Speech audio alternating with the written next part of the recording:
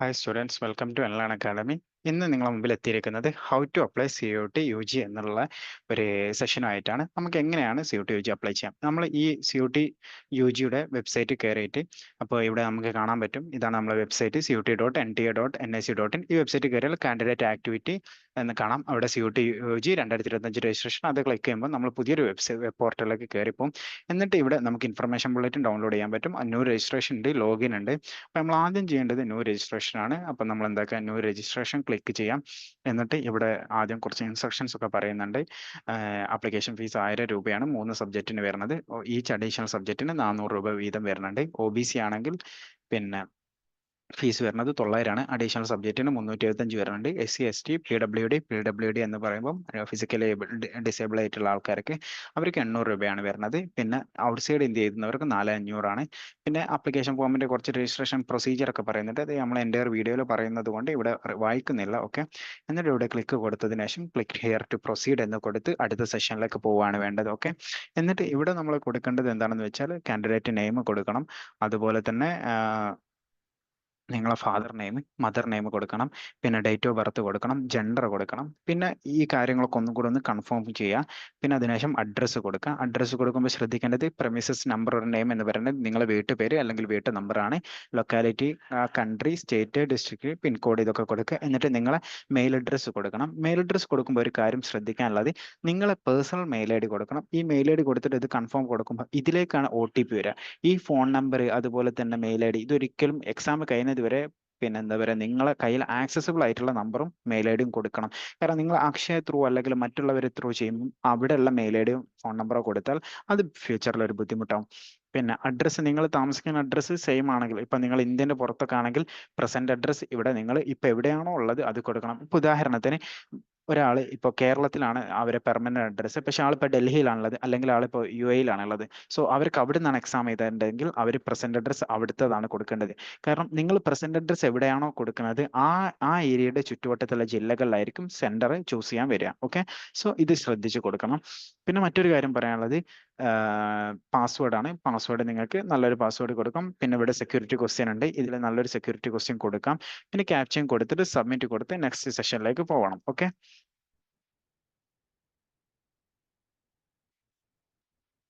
Okay, നമ്മളിപ്പം section രജിസ്ട്രേഷൻ്റെ section കഴിഞ്ഞു. അപ്പോൾ നമ്മൾ എങ്ങനെയാണ് രജിസ്റ്റർ ചെയ്യേണ്ടത് എന്നാണ് ഇപ്പോൾ പറഞ്ഞത്. അപ്പോൾ അത് സബ്മിറ്റ് ചെയ്യുന്നതോടുകൂടി നമ്മൾ എന്തായി, നമ്മൾ രജിസ്റ്റർ ചെയ്ത് കഴിഞ്ഞിട്ടുണ്ട്. ഓക്കെ, ഇനിയിപ്പോൾ നമുക്ക് അടുത്ത സെഷനിലേക്ക് പോവാം. ലോഗിൻ സെഷനിലേക്കാണ് നമ്മൾ ഇനി പോകുന്നത്. ഓക്കെ,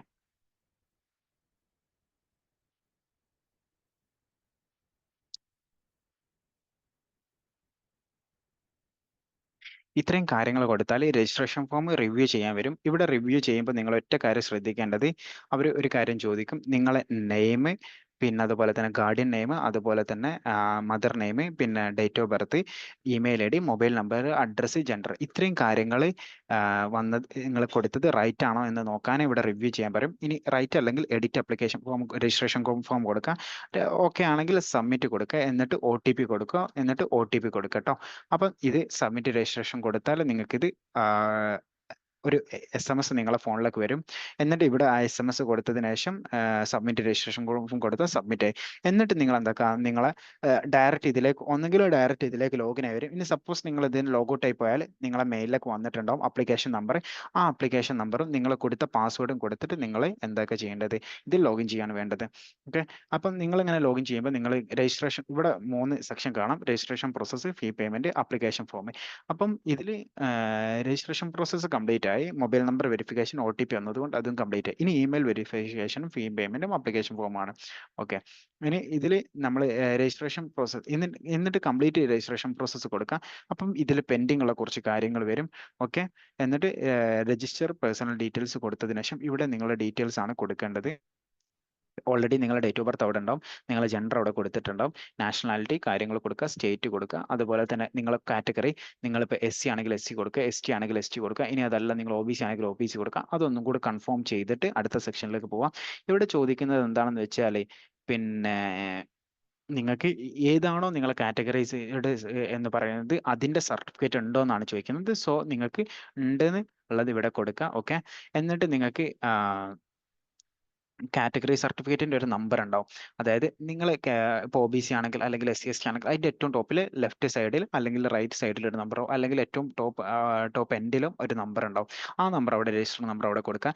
എന്നിട്ട് എന്നാണോ നിങ്ങൾക്ക് എന്താ പറയുക നിങ്ങൾക്ക് ആ രജിസ്ട്രേഷൻ ആ സർട്ടിഫിക്കറ്റ് കിട്ടിയത് ആ സർട്ടിഫിക്കറ്റ് കിട്ടിയ ഡേറ്റ് ഇവിടെ കൊടുക്കുക. പിന്നെ അതുപോലെ തന്നെ നിങ്ങൾക്ക് ഏത് അതോറിറ്റിയാണ്, ഇപ്പോൾ തഹസിൽദാറാണ് അല്ലെങ്കിൽ താലൂക്ക് ഓഫീസ് എന്നാണ്, അതും അല്ലെങ്കിൽ വില്ലേജ് ഓഫീസറാണ്, ആരാണ് തന്നത് എന്നുണ്ടെങ്കിൽ അത് ഇവിടെ കൊടുക്കുക. തഹസിൽദാർ എടുത്തുനിന്ന് പരമാവധി എടുക്കാൻ ശ്രമിക്കുന്നതാണ് ഏറ്റവും ബെറ്റർ. ഓക്കെ. ഇനി ഡിസബിലിറ്റി ഡീറ്റെയിൽസ്. ഇനി ഡിസബിലിറ്റി ഇല്ലാത്തവർ ഇവിടെ നോ കൊടുത്താൽ മതി. ഓക്കെ. എന്നിട്ട് അടുത്ത സെക്ഷൻ എന്ന് പറയുന്നത് ഡയബറ്റിക് ആണോ ചോദിക്കുന്നുണ്ട്, അല്ലെങ്കിൽ നോ കൊടുക്കുക. പ്ലേസ് ഓഫ് റെസിഡൻസ് കൊടുക്കുക. നിങ്ങൾ അർബൻ ആണോ റൂറൽ ആണോ എന്നുള്ളത് കൊടുക്കുക. അത് അതിനനുസരിച്ച് കൊടുക്കുക. ഫാമിലി ഇൻകം ആനുവൽ കൊടുക്കുക. ആനുവൽ കൊടുക്കുമ്പോൾ പാരൻസിൻ്റെ ഇൻകം ബോത്ത് ആൾക്കാരും എംപ്ലോയിഡ് ആണെങ്കിൽ ബോത്ത് ആൾക്കാർ ഇൻകം കൂടെ കൂട്ടിയിട്ടാണ് കൊടുക്കേണ്ടത്. മൈനോറിറ്റി ആണെങ്കിൽ മൈനോറിറ്റി എന്ന് കൊടുക്കുക. അപ്പോൾ റിലീജിയസ് മൈനോറിറ്റി ആണെങ്കിൽ ആ റിലീജിയസ് മൈനോറിറ്റി യെസ് കൊടുത്തതിന് ശേഷം ഏതാണ് ആ റിലീജിയൻ എന്ന് കൊടുക്കുക. ഇപ്പൊ സിഖ് ഒരു മൈനോറിറ്റി ആണ്, മുസ്ലിം ഒരു മൈനോറിറ്റി ആണ്, അതുപോലെ തന്നെ ക്രിസ്ത്യൻ ഒരു മൈനോറിറ്റി ആണ്, പാഴ്സി ഒരു മൈനോറിറ്റി ആണ്. സോ നിങ്ങൾ ബിലോങ് ടു വിച്ച് റിലീജിയൻ എന്നുള്ളത് ഇവിടെ കൊടുക്കാം.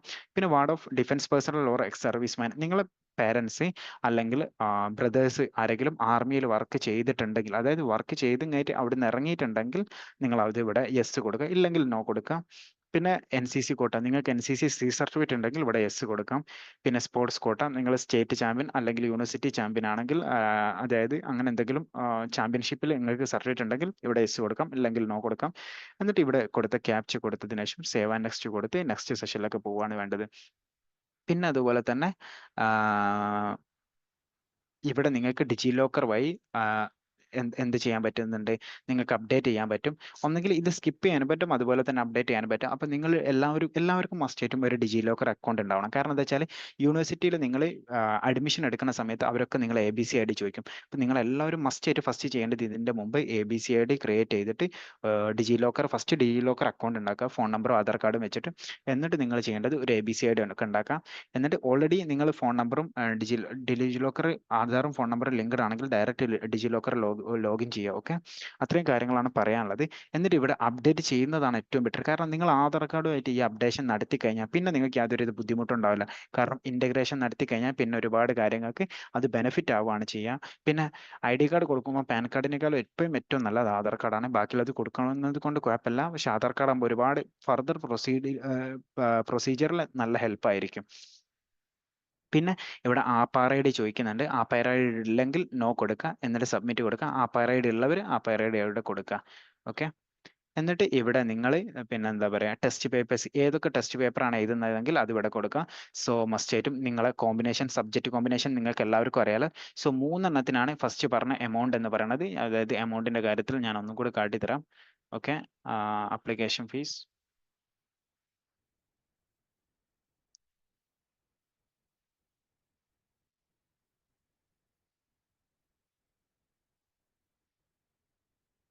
അതായത് നിങ്ങൾക്ക് ഇവിടെ 3 സബ്ജക്റ്റിനാണ് 1000 ജനറലിനും OBC SC ST OBC EWSന് 900 SC STക്ക് 800 വരുന്നത്. സോ നിങ്ങൾ നാലാമതൊരു സബ്ജക്റ്റ് ചൂസ് ചെയ്താൽ ഇവിടെ വരുന്ന അഡീഷണൽ എമൗണ്ട് ആണ്. നിങ്ങൾക്ക് 6 സബ്ജക്റ്റ് വരെ ചൂസ് ചെയ്യാൻ പറ്റും. അപ്പോൾ ഓരോ സബ്ജക്റ്റ് ചൂസ് ചെയ്യുമ്പോൾ അതിന് അഡീഷണൽ പേയ്മെന്റ് കൊടുക്കേണ്ടി വരും. ഓക്കെ. സോ നിങ്ങളത് ശ്രദ്ധിക്കേണ്ടതുണ്ട്. എന്നിട്ട് പിന്നെ നിങ്ങൾക്ക് സെന്റർ ചൂസ് ചെയ്യാൻ പറ്റും. നിങ്ങൾക്ക് ഫസ്റ്റ് സിറ്റി സെന്റർ നിങ്ങൾ പിന്നെ എവിടെയും ചൂസ് ചെയ്യാൻ പറ്റും. ഇപ്പോൾ ഇതിൽ ഒരുപാട് സ്ഥലത്ത് ചൂസ് ചെയ്തിട്ടുണ്ട്. അപ്പോൾ നിങ്ങൾക്ക് 4 ചോയ്സ് ഉണ്ട്. സോ 4 ജില്ലകളിലായിട്ട് നിങ്ങൾക്ക് സെന്റർ കൊടുക്കാം.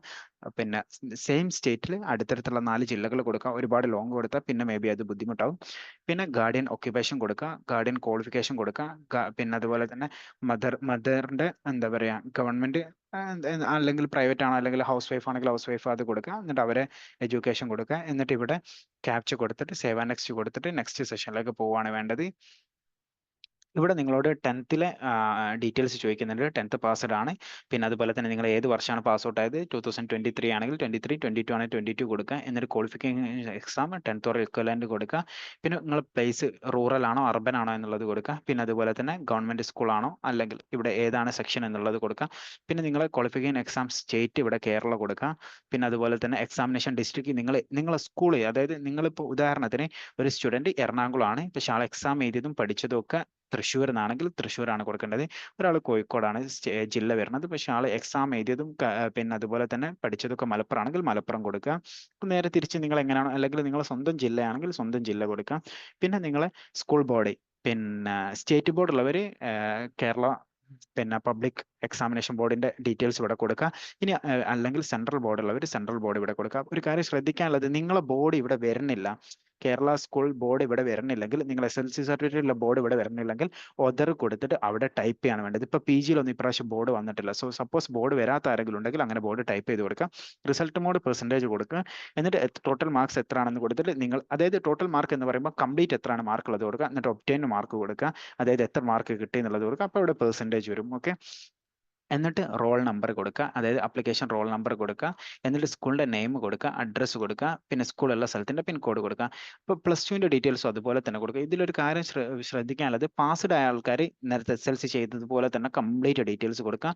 അതായത് pass status, year of passing കൊടുക്കുക, പിന്നെ ക്ലാസ് ഇക്വലന്റ് കൊടുക്കുക, പ്ലേസസ് സ്കൂൾ കാര്യങ്ങൾ കൊടുക്കുക. പക്ഷെ അപ്പിയറിംഗ് ആണെങ്കിൽ ഇവിടെ അപ്പിയറിംഗ് കൊടുത്തിട്ട് പിന്നെ എന്താ പറയുക, ഏത് വർഷമായിരിക്കും പാസ്സാവുക എന്നുള്ളത് അതും ഇവിടെ കൊടുക്കട്ടോ. പക്ഷെ അപ്പിയറിംഗ് കൊടുക്കുന്ന ആൾക്കാർക്ക് ഗ്രേഡ് പോയിന്റ് ഇവിടെ കൊടുക്കേണ്ടി വരില്ല, കാരണം ഓൾറെഡി അവർക്ക് റിസൾട്ട് വരാത്തത് കൊണ്ട് ഗ്രേഡ് പോയിന്റ് ഉണ്ടാവില്ല. റോൾ നമ്പർ കൊടുക്കുക, പ്ലേസ് കൊടുക്കുക, പിന്നെ അതുപോലെ തന്നെ പിൻകോഡും കൊടുത്തതിന് ശേഷം ക്യാപ്ച കൊടുത്ത് നെക്സ്റ്റ് സെക്ഷനിലേക്ക് പോവാം. ഇവിടെ ഇപ്പൊ ചോദിക്കുന്നത് പിന്നെ എന്താ പറയാ, നിങ്ങളൊരു ടിന്നാണോ, അതുപോലെ തന്നെ രണ്ടുപേരും ഒരുമിച്ച് CUT-PG അപ്ലൈ ചെയ്യുന്നുണ്ടോ ചോദിക്കുന്നുണ്ട്. അവിടെ നോ കൊടുക്കുക. എന്നിട്ട് നെക്സ്റ്റ് സെഷനിലേക്ക് പോവുക. എന്നിട്ട് നിങ്ങളെ എമർജൻസി കോൺടാക്ട്, പാരൻസിൻ്റെ കോൺടാക്ട് ഇവിടെ കൊടുക്കുക. കൺട്രി കോഡ് ഇന്ത്യ കൊടുക്കുക. മൊബൈൽ നമ്പർ, പാരൻറ്റിൻ്റെ മെയിൽ ID കൊടുക്കുക. എന്നിട്ട് നെക്സ്റ്റ് സെഷനിലേക്ക് പോവാം. ഇവിടെ പോയതിനു ശേഷം പിന്നെ ഇതൊന്ന് വെരിഫൈ ചെയ്യാനാണ് പറയുന്നത്. അതായത് നിങ്ങളെ പാരന്റിന്റെ, നമ്മളിപ്പോൾ മുകളിൽ ഒരു മെയിൽ ID ഫോൺ നമ്പർ കൊടുത്തുള്ളൂ.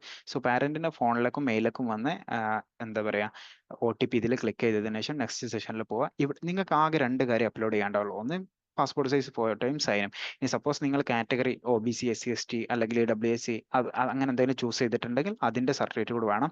അത് ഇവിടെ അപ്ലോഡ് ചെയ്യുക. അപ്പോൾ ഇവിടെ സൈസ് പറയുന്നുണ്ട്. ഫോട്ടോ ആകുമ്പോൾ 10 to 200 KB വരെ, സൈൻ ആകുമ്പോൾ 10 to 50 KB വരെ. ഇനി സപ്പോസ് നിങ്ങൾ അതിനേക്കാൾ കൂടുതലുണ്ടെങ്കിൽ നിങ്ങൾ ജസ്റ്റ് ഗൂഗിളിൽ കയറിയിട്ട് ഫോട്ടോ ഇമേജ് റിസൈസർ, അതായത് ഉദാഹരണം കാട്ടിത്തരാം, ഇമേജ് കംപ്രസർ അല്ലെങ്കിൽ ഇമേജ് റിസൈസർ, ഇങ്ങനെയുള്ള ഒരുപാട് വെബ്സൈറ്റുകൾ കിട്ടും. ഇതിലേതെങ്കിലും ഒന്ന് കയറിയിട്ട് ഫ്രീ ആയിട്ട് തന്നെ നിങ്ങൾക്ക് എന്താക്കാൻ പറ്റും, എഡിറ്റ് ചെയ്യാൻ പറ്റും. എന്നിട്ട് റിസൈസ് ചെയ്തിട്ട് ഇവിടെ അപ്ലോഡ് ചെയ്യാം. എന്നിട്ട് ഈ ഫൈനലായിട്ട് എന്താ പറയുക, റിവ്യൂ ചെയ്യാൻ പറയും. ഈ റിവ്യൂ ചെയ്യുമ്പോൾ ഒരു കാര്യം ശ്രദ്ധിക്കണം, നിങ്ങൾ കൊടുത്ത സെൻറ്റർ, പേര്, parent name, address, phone number, mail ID, നിങ്ങളെ +2 SSLC ഡീറ്റെയിൽസ്, ഇതൊക്കെ കറക്റ്റ് അല്ലേ നോക്കണം. കാരണം വൺസ് നിങ്ങൾ ഇത് ഫൈനൽ സബ്മിറ്റ് കൊടുത്താൽ പിന്നെ നിങ്ങൾക്ക് ഒരിക്കലും അതെന്താക്കാൻ പറ്റില്ല, പിന്നെ എഡിറ്റ് ചെയ്യാൻ പറ്റില്ല എന്നുള്ളതാണ്. എന്നിട്ട് കൺഫേം കൊടുത്തതിന് ശേഷം ഇവിടെ കുറേ ടിക്ക് ഇടാണ്ടാവും. നെയിം, ഗാർഡിയൻ നെയിം, പിന്നെ mother name, date of birth, gender, category, question paper medium, അതുപോലെ തന്നെ examination cities, contact details, document uploads, ഇതൊക്കെ യെസ് കൊടുത്തതിന് ശേഷം കൺഫേം കൊടുത്തിട്ട് I agree കൊടുക്കുക. എന്നിട്ട് ഫൈനൽ സബ്മിഷൻ കൊടുക്കുക. ഓക്കെ. പിന്നെന്താവുക, ഇമെയിൽ വെരിഫിക്കേഷൻ ഓൾറെഡി നമ്മൾ മുകളിൽ പറഞ്ഞിട്ടുണ്ടായിരുന്നു. ചെയ്തിട്ടില്ല എന്നുണ്ടെങ്കിൽ ഇമെയിൽ വെരിഫിക്കേഷൻ കൂടി ചെയ്യുക. ഇമെയിൽ ID കൊടുക്കുക, ക്യാപ്ച കൊടുത്തിട്ട് OTP കൊടുത്ത് വെരിഫൈ ചെയ്യുക. പിന്നെ പെൻഡിങ് ഉണ്ടാവുക പേയ്മെന്റിൻ്റെതാണ്. അപ്പോൾ നമ്മൾ പേയ്മെന്റിൻ്റെത് ഓൺലൈൻ പേയ്മെന്റ് കൊടുത്തതിന് ശേഷം ഇവിടെ ഒരുപാട് ഓപ്ഷൻ ഉണ്ട്. SBI, Canara, ICICI, HDFC. നിങ്ങൾക്ക് നിങ്ങളെ ഗൂഗിൾ പേയിലായാലും മതി പൈസ. ഇതിൽ പ്രൊസീഡ് ഫോർ പേയ്മെന്റ് കൊടുത്തിട്ട് പേയ്മെന്റ് സെക്ഷനിലേക്ക് പോകും. അവിടുന്ന് ഡയറക്റ്റ് GPay, ഫോൺപേ ഏതിലൂടെയും പേയ്മെന്റ് ചെയ്യാൻ പറ്റും. പേയ്മെന്റ് ചെയ്ത് കഴിഞ്ഞാൽ നിങ്ങൾക്ക് ഇതുപോലെ എന്താ പറയുക, ഒരു മോഡൽ, ഒരു സാധനം നിങ്ങൾക്ക് വരും. അതായത് ഒരു ഫൈനൽ സബ്മിറ്റ് ചെയ്ത ഒരു അപ്ലിക്കേഷൻ ഫോം വരും. ഇത് നിങ്ങൾ ഡൗൺലോഡ് ചെയ്ത് പ്രിന്റ് എടുത്ത് വെക്കണം, അല്ലെങ്കിൽ ഡൗൺലോഡ് ചെയ്ത് മസ്റ്റ് ആയിട്ടും സേവ് ചെയ്ത് വെക്കണം. കാരണം ഇതിന്റെ അപ്ലിക്കേഷൻ ID കാര്യങ്ങളൊക്കെ മിസ്സായി പോയാൽ പിന്നെ ഭയങ്കര ബുദ്ധിമുട്ടാവും. സോ ഇത്രയും കാര്യങ്ങളാണ് CUT UG അപ്ലൈ ചെയ്യുന്നതിലുള്ളത്. ഇനി നിങ്ങൾക്ക് എന്താ പറയാ, നിങ്ങൾക്ക് എന്തെങ്കിലും ടെക്നിക്കൽ സപ്പോർട്ടോ അല്ലെങ്കിൽ ഹെൽപ്പോ ഒക്കെ വേണമെന്നുണ്ടെങ്കിൽ ഈ ഹെൽപ്പ് ലൈനിലേക്കും നിങ്ങൾക്ക് കോൾ ചെയ്യാൻ പറ്റുന്നതാണ് കേട്ടോ. സോ ഇത്രയും കാര്യങ്ങളാണ് CUT UG അപ്ലൈ ചെയ്യുന്നതിൽ പറയാനുള്ളത്. ഓക്കെ. അപ്പോൾ വീഡിയോ വാച്ച് ചെയ്ത എല്ലാവർക്കും thank you. Okay, thank you all.